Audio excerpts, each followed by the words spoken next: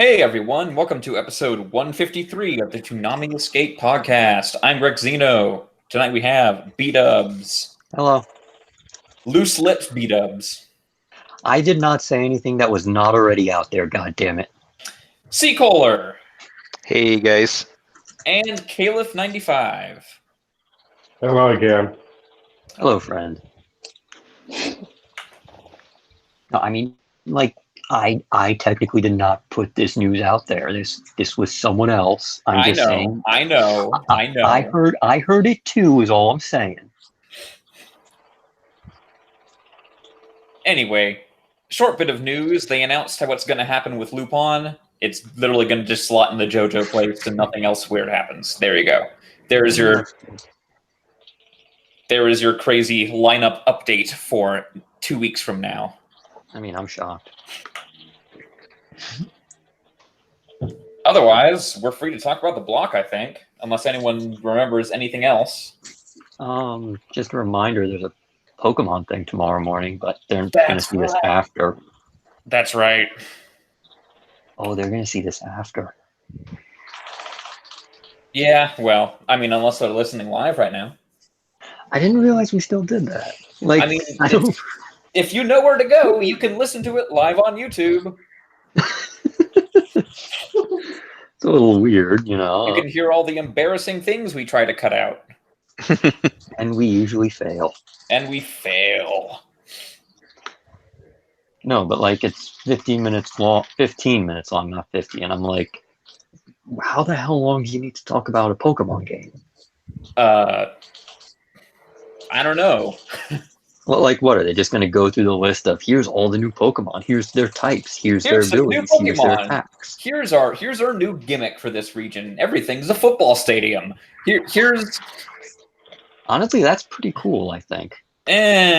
Well, I mean, I always sort of pictured, sort of gym leaders as sort of, like local sports teams, kind of. Like people go and they see the battles and hey, it's exciting, it's fun, I'm just afraid they're gonna try to shove some weird thing in there gameplay wise. It's like nobody wanted this. Also, remember that cool thing you liked from the past generation? We took it out. Until the post game, of course. No, just out. Well, I mean, it usually comes out till the post game, then they put it back in. Otherwise, people would bitch too much that they keep changing the meta. I bet they're like, and guess what, everyone? You said, where are the HMs? Well, guess what? They're back. Oh, God. I mean, just make them TMs, make them forgettable. That's literally the only fix you need. Or, improve them. Make strength a fighting move, for fuck's sake. Make cut a steel move. It's not complicated. Make them useful. I mean, Surf is good. Surf is good. Waterfall is good. Fly is okay. If there are any Toonami people listening to this live broadcast, I think they've tuned out by now. I think they know what our deal is. Every other podcast, C-Kohler, you have to put in on one of the time headings. It's like we talk about stupid bullshit for 15 minutes. I mean, that's every podcast that ever lived. Let's be real. Yes. No, only the bad ones get off topic. I listen to enough to know this. Too. Yeah, the good ones do as well. Sometimes, but let's not spend 15 minutes talking about Pokemon. We're all here to talk about Toonami. Could. Yeah, let's spend 15 minutes talking about ultimate moves. Oh, God. My Hero Academia, episode 52. Create those ultimate moves. In this episode, because it's a show about superhero comics, everyone has to make an ultimate move. See, this is the thing. I never thought that Ultimate Moves was a comic book thing. It's a manga thing. Yeah, it's a shonen hero thing, but I get why they're introducing it here. But at the same time, I'm like, not everyone has the kind of quirk that lends itself to this. Well, they kind of went into that in the episode about the fact that it doesn't have to be an attack. Right. I mean, for some people, it's literally just figuring out the best way to use what they already have. But Like- then you got people like Bakugo who's like, I will discover 12 different secret techniques. I've discovered several different ways to kill people. Yes. Meanwhile, Deku was over here being like, I got legs! I have legs! Yeah, he realized, oh, there's more bones to break right in my legs. Tune in to I'm- volume 40 for Deku flicks his hair back and forth. Yep. Yes, this is a bit of a ridiculous. This is a bit ridiculous, let's say. I mean, I get that honestly- it's like that. Like All Might. I mean, on one hand, it's kind of I like this idea of what they're going for here. Of like, okay, Deku, he needs to set himself apart from All Might, so he's going to use kicks instead of punches. That part I don't mind. It's just like the way he comes to realize it in this episode is so like duh. No, I'm like, this is literally a Kenpachi discovers he has another hand to hold the sword with, power. No, you see, he knew what he was doing. Kenpachi? Yeah. Kenpachi So he was just knew holding the back. whole time. I could use a second hand. Or put his back into it or something. Or like how Zoro's eventually going to just open that one eye. Ooh, I don't actually know if that's missing or not, though. I bet it. I think I everyone. think that's an end game thing for Oda. He's gonna be like, you thought I was a badass before? Look at this. I opened my Sharingan. other eye. Sharingan. Sharingan. God. Is Oda a fan of Naruto? I mean, I don't think so. No, I mean, they're friends. So, why the hell not? Well, which is better? Which would be better, the Sharingan or that weird eye from SAO everybody's getting? Dracula Mihawk, you cannot compete with my visual prowess. Yeah. Honestly, I kind of half expect Deku to get some bullshit like that at some point. But like focus all the all for one power into your eyeballs, Deku. You can see the invisible. And then the Deku invisible girl winks, is and there. several people are blown away. Yes. And he broke his eyelids. Go ahead. Now, I joke about it, but I actually like his new kick style. But he hasn't done anything yet for me to say anything about it. Yeah. He kicked a rock. I mean, I kind of like it too. I mean, like we don't have enough like kicking protagonists, so it's different. I mean, like, I'm gonna be honest, I don't think this actually changes anything going forward. You just discovered, I can kick and punch. It just makes Deku not an All Might ripoff. That's really it. Yeah, like it's not like in Yu Yu Hakusho they had that one bad guy who only used his legs and he just whooped everyone's ass. Also Sanji. Yes, also Sanji. Don't forget Sanji. Yeah, but he's not Sensui. If all of his punches are named after states in the US, are all of his kicks named after like everything south of the border? Oh. Venezuela drop kick. I don't know. Yucatan axe kick. Brazil ball buster. Yes. Ooh, that would hurt. Argentine ass kicker.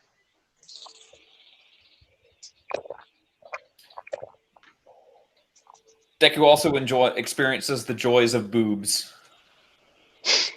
Oh yeah, I really like this character. By the way, I'm glad to see her back. I'm sure she's not going to be around for long, but No, about 20 minutes. yeah. But I like her. She was very funny. Ida's like, hey, you're the person who turned me into a walking advertisement. And she's like, I have no idea who you are. And then Rocket puts a jet engine on him and rockets him into the ceiling. Because we're Looney Tunes now. Yep.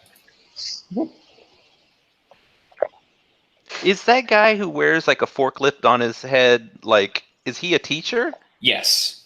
Mm-hmm. Yeah. Okay. He was on the exam hall, I think. I remember seeing him. I just didn't. I thought he was just like another support class student or something. He was Ida and what Tail Tail Guy guy. teacher for the exam. Oh gosh, Right. I completely forgot. He was there for like 5 seconds, so I don't blame you. Okay. It was like, we won! Yeah.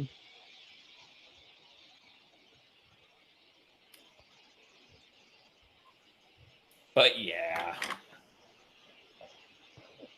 I mean, it's kind of a cool episode, but you The know, best thing about this episode, All Might's teaching book.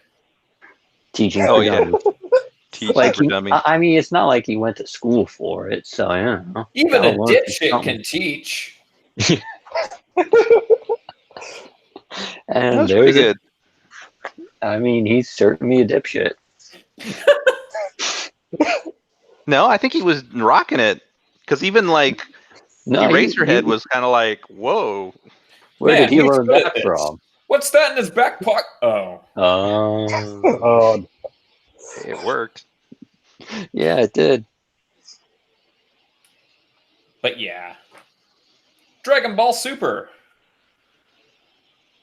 Dragon Ball Super episode 113. With Gusto. Another combat crazy Saiyan battle. Crombat. Crombat. What? Pokemon is going to introduce 4th evolutions. It's the evolution of Crobat. Crombat.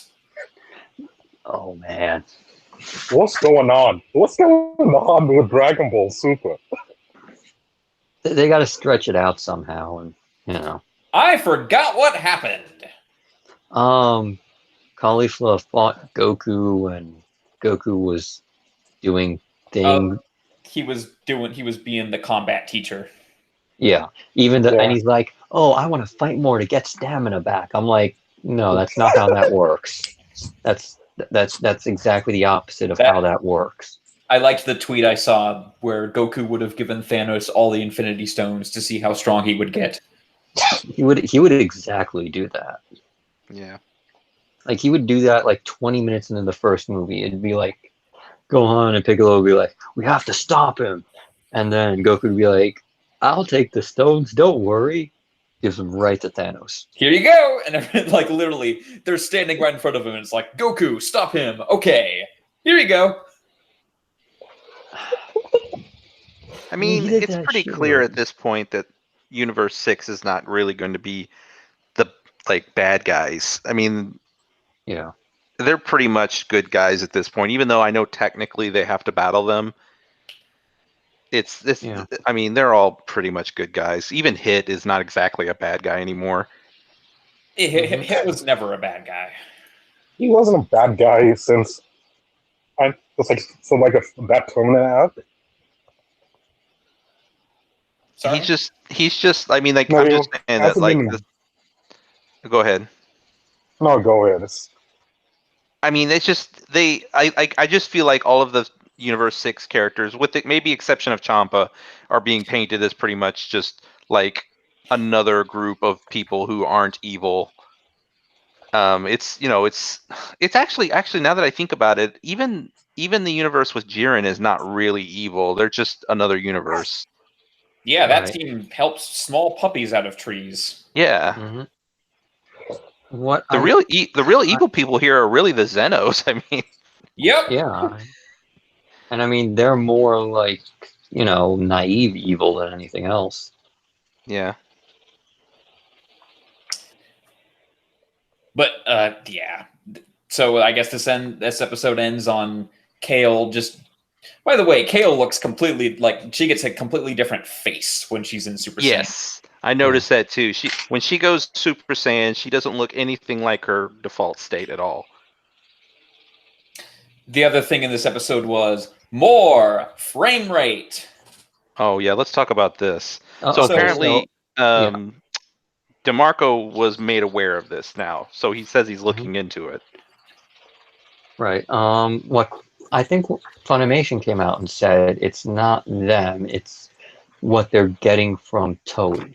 Like they're getting the rerun TV screenings from a specific channel, that requires more stringent anti-seizure stuff, and that's what they're being given to show on American TV for some Wait. reason. Funimation said that? I think so. Somebody Like I remember said seeing that. I think somebody said that, but I didn't think Yeah. it was Funimation. I think I'm not somebody's sure. speculating that it's about that. I kind of thought until I heard about Funimation saying they were getting it that way. I thought Yeah. it was some kind of issue with Time Warner No. getting files from Funimation and then them running it through their system and they're doing that. Well, No, then it would affect a lot more stuff. Yeah, Well, it sounds like this is yeah. just Toei. Yeah. It's always Toei. I mean, the real way to know would be to go on Funimation's website and watch that episode and see if it looks like that. I can't do that, but apparently they're getting a different like master for the Blu-rays for some reason. Yeah. So it might not even be the same thing on their website. Mm. It might just be, okay, here's the one you send out for TV, and here's the one you keep to put on the Blu-ray. Well, at least they're aware of it now because yeah, it was really bad this week.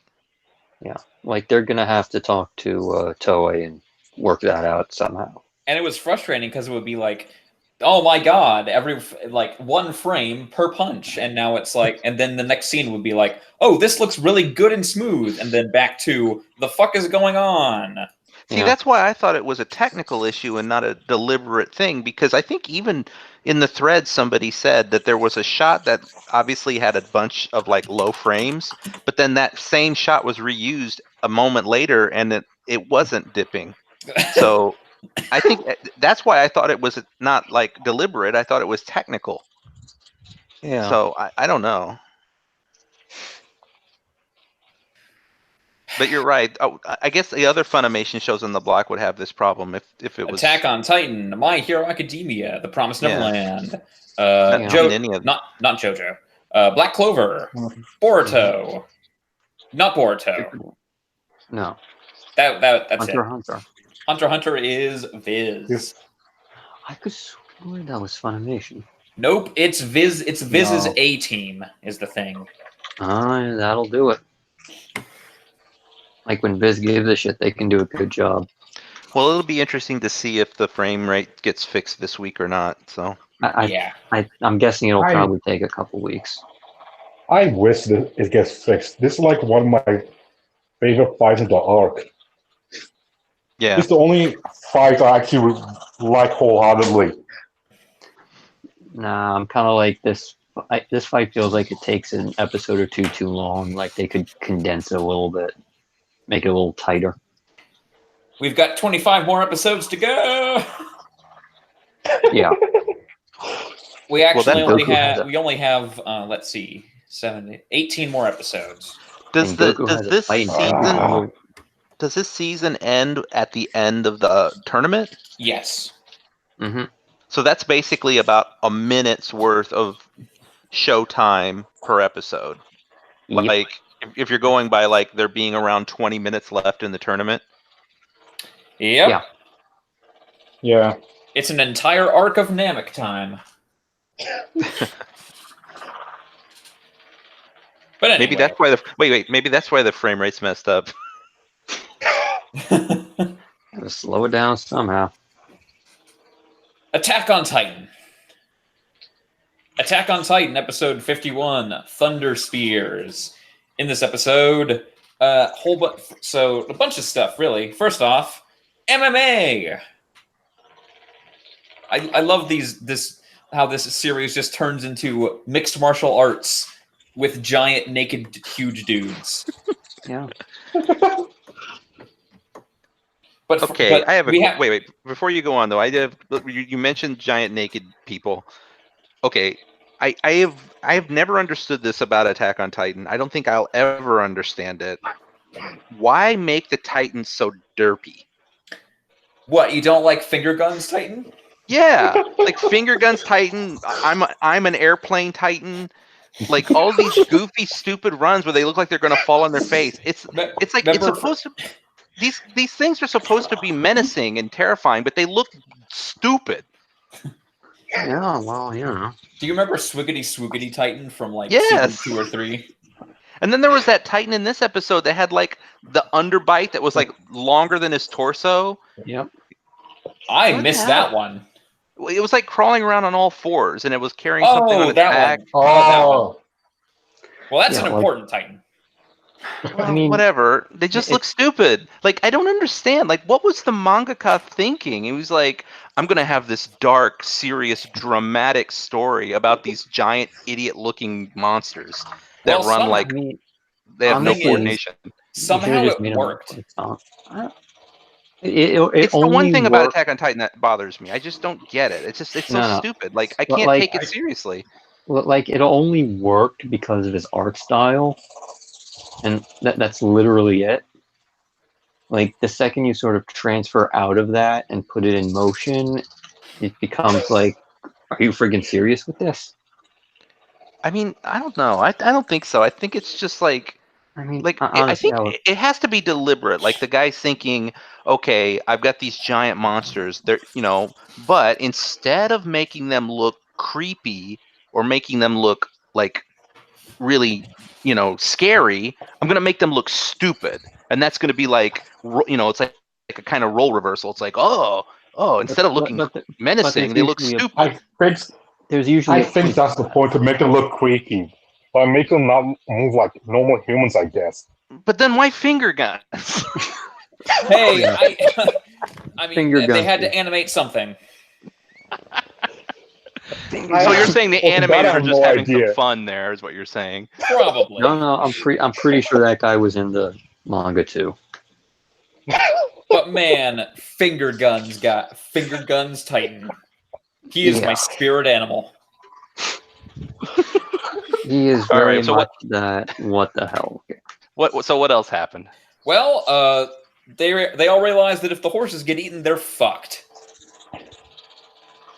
And that seems to be the goal. The goal is to kill the horses, and then you can literally just starve them out. So, that's pretty brutal. Well, except that then they realize that Aaron is going to make a break for it. Yeah, He's not going to basically, use Aaron- the Yeah. horses or something. Yeah, And so The very Let- comical and little animation of Aaron hopping over the wall at the far side and then running all the way around. right, like honestly, the plan is actually a really good one because no matter which way it goes, Erwin wins. Like either the Beast Titan gets taken out by Eren, who is allowed to escape, and they sacrifice the horses, or they get to keep the horses alive, and Eren takes out Berhold. Rainer. Rainer, right. Rainer. Whatever. He takes out the fucking ugly one. I thought that the So- Titan was the ugly one. What? They're both ugly. Like, you good luck finding a Titan that isn't ugly. I will say, I really thought the namesake of this episode was a really cool idea. These like rocket spears. They made rocket launchers. Yeah, Yes. Pretty much. I thought they were cool, and I like that they appear to have worked. So Yeah. But yeah, I also liked the moment where Aaron was like, haha, I've beaten him, he's doomed. And then Rainer grabs his ankle and he's like, oh no! That was pretty dumb. Yep. But yeah, Bertolt's just fucking in a house somewhere. That's Yeah, weird. He's hanging out somewhere just waiting to fuck everyone's shit up. Yeah.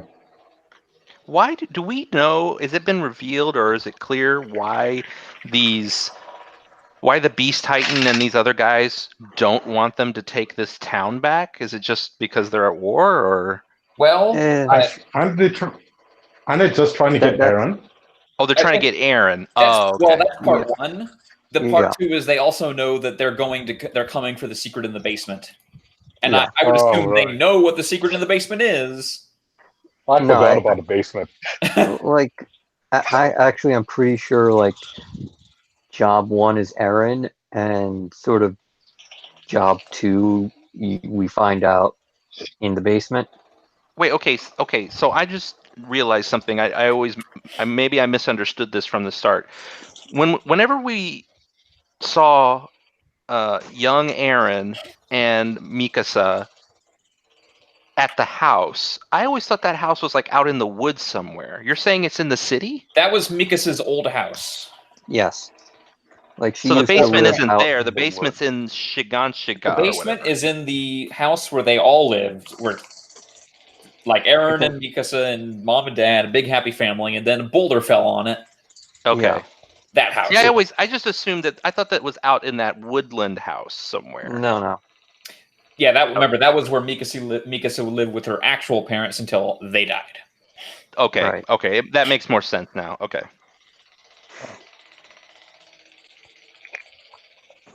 But yeah, Raynor looks like he's fucked. He didn't. He was kind of like, "Oh no!" at the end of this episode. Oh, this is not good. Anyway, speaking And of, I guess- this is not good. The Promised Neverland. The Promised Neverland, episode 8021145. In this episode, I guess everyone's fucked now. Yep. Yeah, I I don't mean, know if you guys remember, but there was a scene in previous episode where Mom was standing in front of a calendar and she goes, "Well, it's time to begin." Well, this is what she was beginning. Yep. So yeah, first off, Crone is super fucked. Or she probably fucked herself over really hard because I don't know if it was actually intended for her to go become the mom of some other facility, but then she just had to run her mouth. No, I don't think so. I think the plan the whole time was just to kill her off. Like they just wanted to sort of get her out there. Yeah, I'm kind of with you, Grex. It's not clear because it's kind of hinted at if she hadn't tried to frame Isabella that maybe nothing would have happened to her. But on the other hand, I'm pretty sure Isabella knew what Crone was trying to do. And so I think that at that point it didn't really matter. I think she was pretty much gonna die. Well, anyway, rest in peace, Sister Crone. You got a flashback, which means you're super dead. Well, I mean, yeah, she got eaten. Yeah. Yeah, she literally had her life flash before her eyes. Which appears to be basically the backstory of like every dystopian young adult novel ever. Yeah, pretty much. I came through the sorting. And they put a bomb in her chest and all that good stuff. I thought that whole sequence was really well done in the show with the like almost kind of lighthearted music that was playing set against this really horrific life that she lived, set against at the same time the kids just eating lunch. And it's just all of the parallels there, and it's just really creepy, and the music and everything. It was just really good. You know who else is fucked? Everyone else except Mom. Yep. Mom she's not doing the nice mom act. She's doing the I will break your fucking leg in two and then comfort you act. Yeah. It's terrifying. She is That in crunch control. sound. Oh God, yeah.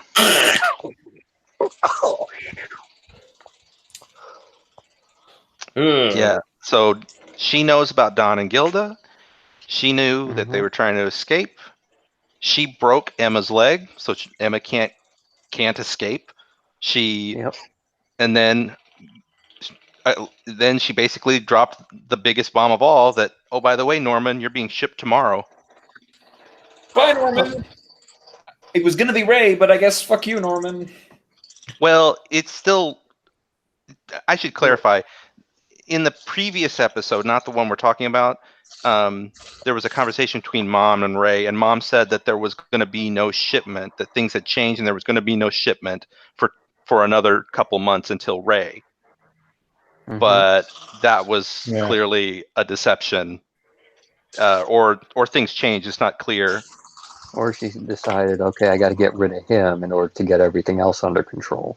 Possibly, it's not really clear, but regardless, Ray's still set to be shipped in 2 months because that's when his birthday is. But Right. Norman's going now. Yeah. Yeah. So all in all, just good. Everyone came out of this looking really good. Everyone. Yeah. What a perfectly executed plan, not. I think Laura Post is super duper good in this role. Yeah, this was the best so far of her like mom performance. I mean, not surprisingly, because this is literally the first time she's maybe not the first time, but the most that she's really been able to kind of show her true character. I also like the fact that Laura Post kind of looks like Isabella anyway. Yeah. What else was in this episode? Don was the one who saved Ray by knocking the door down. If there's a door that needs literally knocked off its hinges, Don's your man. Yeah. Anything else? Not really. Nope. Need somebody else.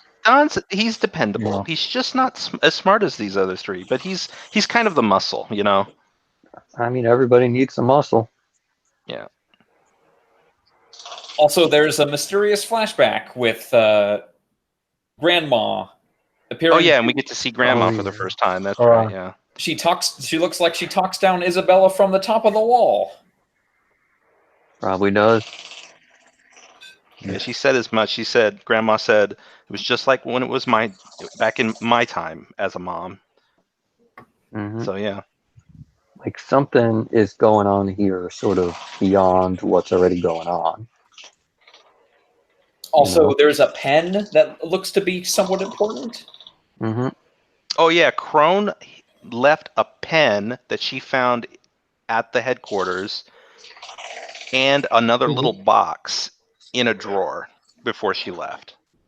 I wonder what could be it's supposed like contingency plan, she said. I think it was. It felt more like well, guess I lost, but I'm going to burn it all down on the way out. She was basically like leaving that behind for the kids to help them. Yeah. But we don't know what that stuff is yet. But yeah. So do you guys want to talk about Sword Art? If I can remember it. Sword Art Online, Alicization, episode 18. The legendary hero is defeated by slipping on ice. Yay!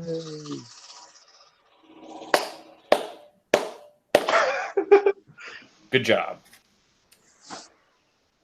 So yeah, Yu-Gi-Oh fights this dude, beats him by making him slip on ice and also throwing his sword, and this dude's like, what? Also, this dude like made their village and killed that dragon and such. Not that I care. And what does that sound? Hey, wait a second. What is that sound I keep hearing? I have no idea. Sounds like I think someone's got a fan going. Oh, okay. Sorry.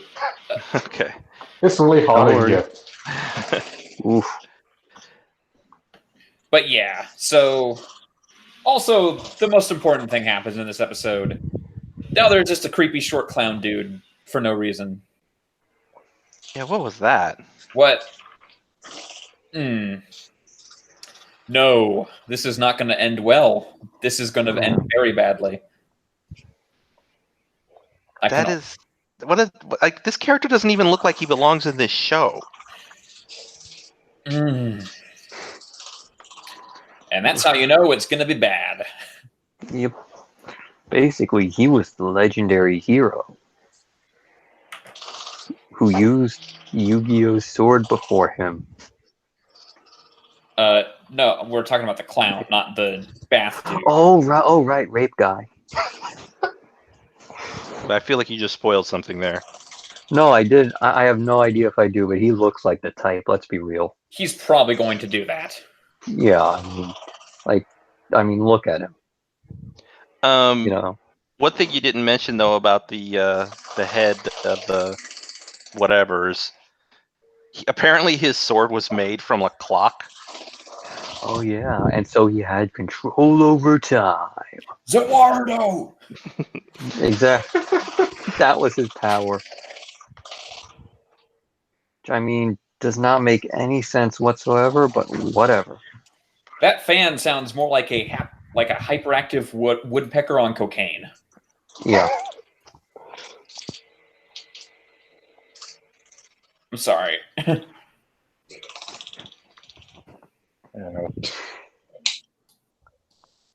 Yay. But yeah, sword art. It's there. It exists. Oh, one last thing though I do remember is, or was that in the preview that like apparently Alice has got that weird crap in her eye now? Yeah, that's in the preview for next episode. Okay. Yeah. Like, I'm guessing she's remembering something. System error. System error. Yeah. Yeah. I forgot what they did on the outside of the wall. You know, I think to be fair to this show a little bit, like the whole idea of like this world, like having like all of the magic and stuff in this world being based around like video game concepts and like computer concepts could be interesting if this was a better story with better characters. Because Yeah, I mean, I think the idea of like a guy's weapon made out of the system clock is kind of an interesting idea, yeah. but it's just like it's just not done well here. It's just kind of like stupid. Like But the it's idea is horrifically, good. yeah, like it's horrifically executed. Like they had these ideas. Well, okay, we'll turn these these sort of fundamental things, the first things that the programmers gave us, these, things that can literally control the world, and we'll turn them into weapons. Yeah. It's cool, but the powers they get from these weapons are just dumb as shit. Well, I mean, even the powers I don't mind. It's just like I don't care about these characters very much, and the premise of the story is bad. You know what it actually reminds me of? It actually reminds me a little of Reboot. Oh yeah, it is a little bit like that. Someone needs to have a sword that is just. I started this joke without actually having a thing. An antivirus? Go ahead. No, it needs. Literally looking for my Windows Start menu right now. It's Norton antivirus sword. But like the idea that like the I don't know, the little librarian is like a system, like what did they call her? I forget. She's honestly, I've said whatever. this same kind of thing about previous SAO seasons. It's like there's potential there. It's just completely squandered in every way imaginable. Someone that has a sword that's just Microsoft Solitaire. No, the pinball. Like they have a ball and chain, and it's the asteroid pinball thing. Like a good example of where they've messed up is like everybody has to say system call, blah blah blah blah, and all that stupid shit. Like in premise, that's a neat idea. It's like you're using command line functions to alter the world. That's a neat idea, but don't make the characters say these stupid things out loud because they sound dumb. Mm-hmm. It'd be like if Kirito walked up to somebody and then said like win32.exe, it's like what? Yeah, Delete like System 32. Yeah. Like they could do a thing where it's like, okay, we'll program the spells beforehand and then just execute them when we need them. Or just don't make them say the things. Make them be like, yeah, you say this, but it's really, using the delete function in the system or something. But instead they have to say, create luminous element. They always say that for some reason. I don't know why everything's a luminous element. Like they can't get a freaking shortcut bar here. And like Kirito is literally using copy and paste to make these pegs to climb up the wall. I mean, that's basically what he's doing. Yeah, and he's got to keep saying it. But he has to say that stupid thing every time. It's dumb sounding. Yeah, it's just one of those things where this all could work and be really interesting, but it's done in literally the most annoying and uninteresting way possible. I mean, I still stand by what I said. Like in season 1, when they did the arc with whatever that third arc was, the one with the kids who were paralyzed or whatever. The Super AIDS arc. Yeah, the Super AIDS arc. With the exception of the Super AIDS part, like everything else about that arc, I thought was well done.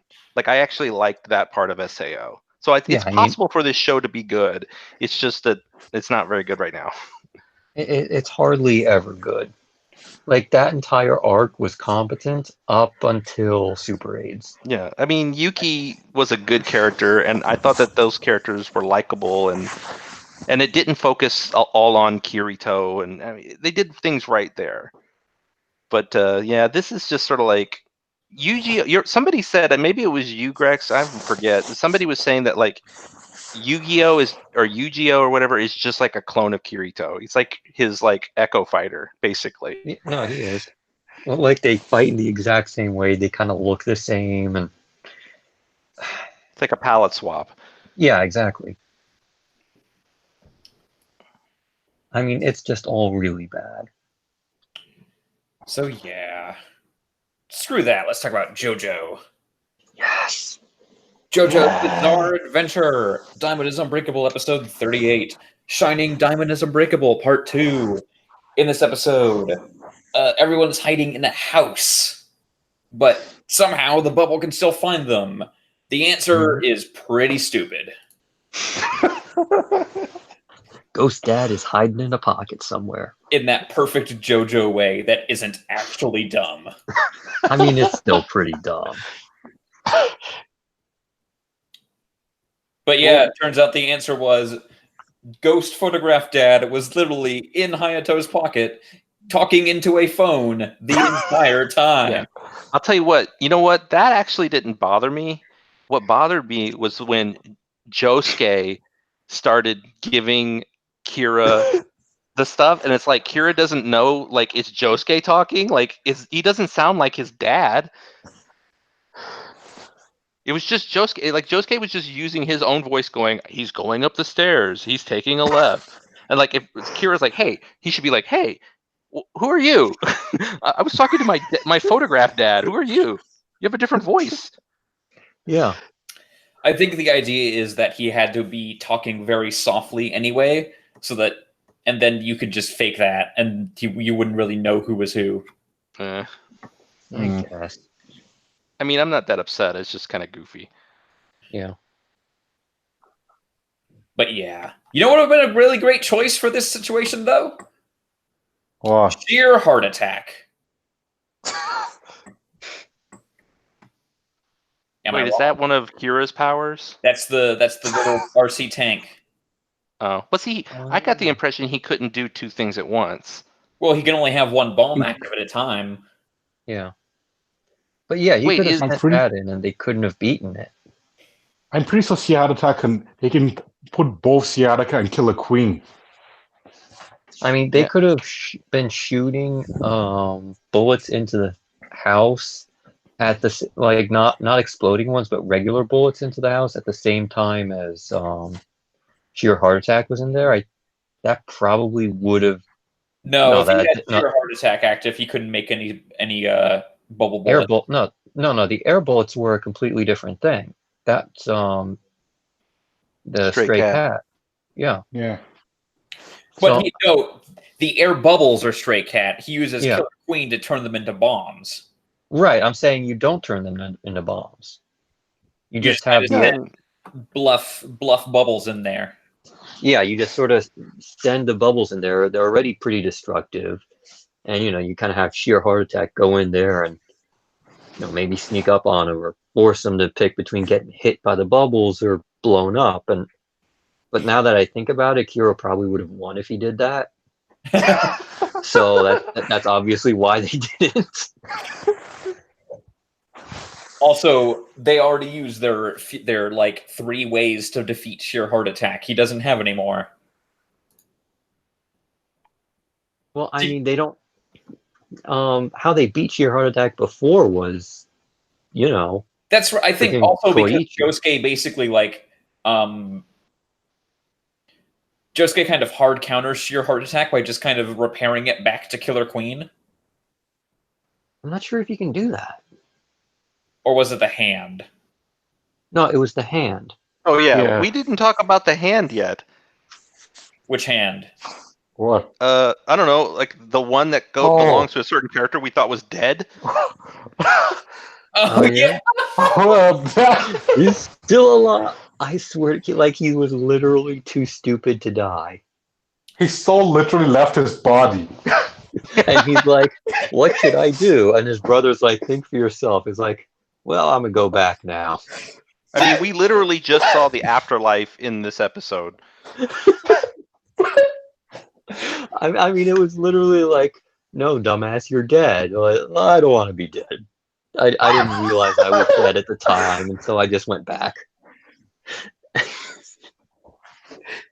God, he's so stupid. Like, thank God he's a dumbass, because, you know. Okuyasu Nijimura, too dumb to die. Quite literally. Literally too dumb to die. Like he went up to the pearly gates and was like, I wonder what's going on here. He's like, what? My brother's here. What? This is stupid. I'm going back. But no, Josuke manages to get Kira to blow up Ghost Photograph Dad. Goodbye, Ghost Photograph Dad. You were kind of annoying. He kind of overstayed his welcome on this show, I think, a little. I mean, nobody liked him. Not His even. only purpose was to get more stand users for them to fight. Yeah. Yeah. He did absolutely nothing. He basically carried the arrow around and then let it poke people. Mm-hmm. And then he defeats Kira by the way of a thing that you would have seen him do in the electric tower fight, but he didn't. They cut that out. He can repair old blood back to its origin. Oh, is this what you were talking about? Oh, Yep. okay. In that fight, he basically, like, he's falling, like he's slipping. His hand is on, like, wet blood, and he's slipping off the tower, but then he repairs the blood back up to the dude. And kind of rides the blood. In this case, he just kind of fires it out. And Wait, what? It gets attracted to... He puts it on little shards. He fires them out of the window. Wait. Did you say he rides the blood? In the transmission tower one, yeah, he basically like rode the blood like a pulley up to where the dude was and punched him in the face. That was cut out of the anime version, apparently. Yeah, it was cut out for some reason. Even though this literally happens in the final fight. I mean, that's maybe why they cut it out. I mean, it'd be too easy to guess, I guess. Yeah. But yeah, so he basically had his own blood on a shard of glass and then used Shining Diamond to make his blood return, which caused the shard to go basically right through Kira. Mm-hmm. And it was being returned to like some dried blood on Kira's coat. Yeah. Right. So this is getting pretty specific. This is kind of crazy. Anyway, Kira's fucked now. Everyone is there, including the fire department. Oh yeah. Even Josuke even has like an entire staircase inside of him, but he's still going. What a trooper. How will Kira get out of this one? Stay tuned. I'm pretty sure he's screwed at this point. Well, there's only one episode left, right? That's right. It's really... I don't think he's going to win. Well, the guy that can literally stop time showed up, so it's pretty much over. Yep. Anyway, let's stop time for as long as it takes to us to talk about Black Clover. Black Clover, episode 72. St. Elmo's Fire is not in this episode. I guess they just wanted to do this reference.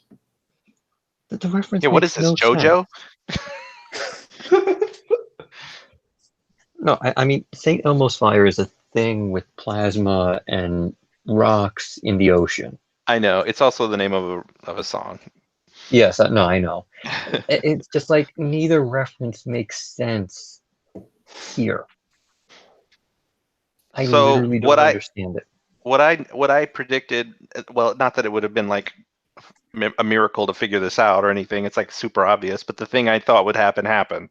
We got our hot springs episode. Hooray! Okay. Okay. Yes, that happened. I also What is there to forgot what say? happened in this episode? I mean, that's basically what happens. It's the trope you expect is what you get. Yeah. They all go to the hot springs. One of the characters is smart enough to put up a wall for the boys and the girls to be separate, and then of course they talk about peaking and all the stuff you that always happens in this scenario in anime. And they realized that if they did, they would be instantly incinerated. I guess that one sister at least had like a little heart to heart with Noelle. Yeah. Sisgolion? Yeah, Sisgolion. I couldn't remember what you called her. I can't remember anything else. Neither can I, dude. Captain Yami tricked them into climbing the wall just so he can laugh at them as they die. All right. That's literally all I remember. Didn't he mention the nun again? Oh yeah, he did. He's like, I'm not going to peak. I already have the love of my life, a nun who will never marry me. That's what we're Because thinking. she's a nun. Please go away, Black Clover. Please end. Please. Please. Boruto. Boruto, episode 33. The Super Beast Scroll Slump. In this episode, in this very special episode, Inojin decides he doesn't give a shit about Art, so Art doesn't give a shit about him. Yeah. You know, I mean, this honestly, is go ahead. Honestly, he had a pretty good idea. It's just, show don't want it to work that way. Wait, what was his good idea? Just make copies of all the Beast Scroll things Oh. first. That way he doesn't have to, waste time drawing it during battle. He can just spam them. Yeah, apparently we learned in this episode that unless you put your heart and soul into the drawing, your love, it doesn't come to life. I'm sure Sai was doing that back when he was literally emotionless. Oh yeah, definitely.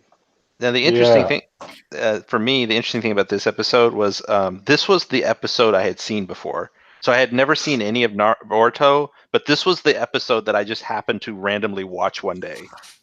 Was this one? How did that happen? Well, it was one of these situations where I just had like Crunchyroll open or something, and I was just like skimming through You shows. fell asleep, it auto-played something like that, or I was just curious. I'm like, oh, what is? I mean, I think it was one of those where I was just like, I want to see what Boruto is like, and so this was the episode that was like the newest one at the time, and I just watched it. This is what Boruto is like. Yeah. This is where I got all my how I knew the tone of the show. I based it on this one viewing I had of this episode, which I didn't mind the episode. I thought it was okay. I mean, it's certainly very after school special, but it also was nice because Hiwamari is very cute in this episode, and the characters are mostly likable. And yeah, I don't know. It was weird to see Sai as a parent. And a good parent. Yeah, seriously. Not a bad one. Like, he let the kid figure it out on his own, and it's sort of like, he's actually not a horrible... I mean, he's still doing that thing where he lies to girls. So the real question, though, is, what did Sai do to make Ino fall for him? No, I actually remember this episode. Yeah, Sasuke did the two. Yeah, no, I actually remember this episode. It was the one where he was learning about tact. And so, Sakura basically told him, you don't have to say people are ugly. You just say they look nice. And then he told that she looked beautiful, and he really was thinking, man, she's ugly. And then that won her over, and then... Yep. She was already primed because she was like, oh, he's like Sasuke. And then he goes and says that, and I guess the rest was history. Got it. And The they lived greatest love story in Sonen. and they lived happy ever after. Happily. I'm guessing. I was looking for happily. Yeah, I'm guessing he never told her about his whole "I'm just gonna lie to people" thing. But, Well, all you of know, these guys are good guys now. I'm sure it's different. yeah, I guess. Um, the real question we all should be asking is, what the fuck happened to those drawings that came to life from Hiwamari's picture that like just left? They probably disappear when they ran out of, chakra or whatever. They're in an alley somewhere being like, kill me! Or that. Kill me!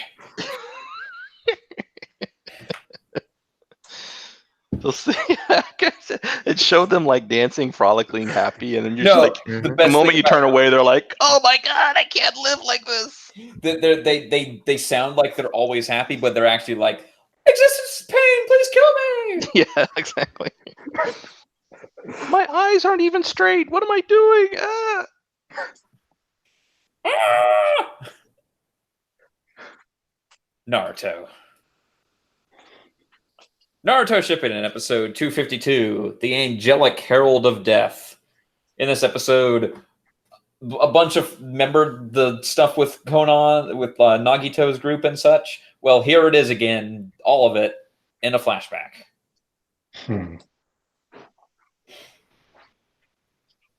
Remember that time Naruto taught no jutsu Nagito? Yep, here we go. Yeah. Ranked as So one much of the pain. worst moments of the year in one of our poll or One of our those years, I think it was awards. probably 2017, right? It, Yeah. it wasn't last year. It Yeah. was probably the year before. What won that year? Let's see. Worst moment. Oh, that was forever. Oh, Wait, which one? That was Monkey. Jojo. JoJo. Oh yeah. Oh. That was Yeah. that was not a big category for worst moment. There were only 6 entries. Yeah, I imagine most people just entered those two. It was pretty much the walking scene from Tokyo Ghoul and that one.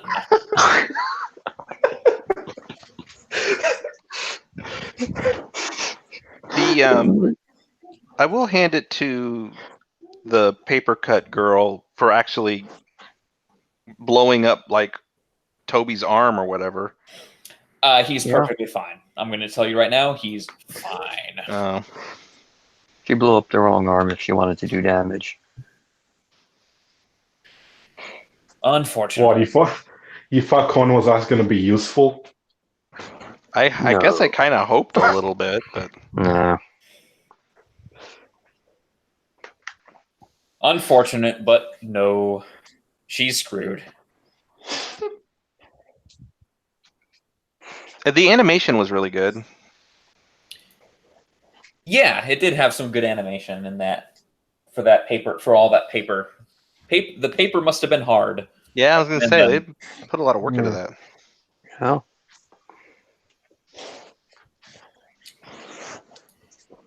Now I'm just looking at the dumb things we gave awards to in 2017.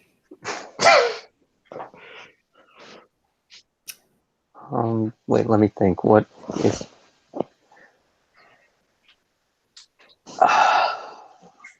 Hunter x Hunter. We really don't care about Naruto. Yeah. Hunter x Hunter, episode 145, Defeat and Reunion. In this episode, elections. They get stolen because one of the guys is just there to save his friend, and then his friend's saved, and it's like, well, shit. I guess we got to elect Trump.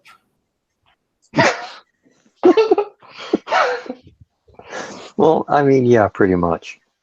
And the entire thing is like, Pariston, that rat bastard, planned this all out from the beginning.